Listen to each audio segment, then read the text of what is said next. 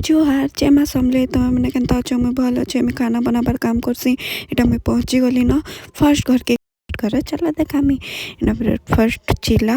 आ चटनी करी छे तापर एटा भात कर देली तापर एटा कुंदरू भजा तापर एटा बंधा कोबी भाजी छे तापर पालंग डालमा करी छे तापर एटा मैं सेकेंड घर के पले आसली चलो सेकेंड घर में काଣା काଣା खाना बनाऊँ ब्रेकफास्ट लगे बने दी छे पोहा बोले चूड़ा उपमा कैसन कहता चूड़ा उपमा पर एटा मैं बनी छे डालमा डालमा एटा मैं छोकला बेले ही वीडियो बनी छे एतकी तांकर घर परिबा पत्र थिला तापर एटा मैं आलू भाजी दी छे कढ़ईटा उल्टी जाऊ छे गोटे हाथे करू छे ना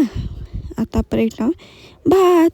3 नंबर घरे में भात दाल आ एटा साग तापर फूलकोबी भजा करी थिली आ मोर जदी मिनी ब्लॉग भल लागुचे बोले लाइक कमेंट शेयर कर दो जोहार जय माँ समली।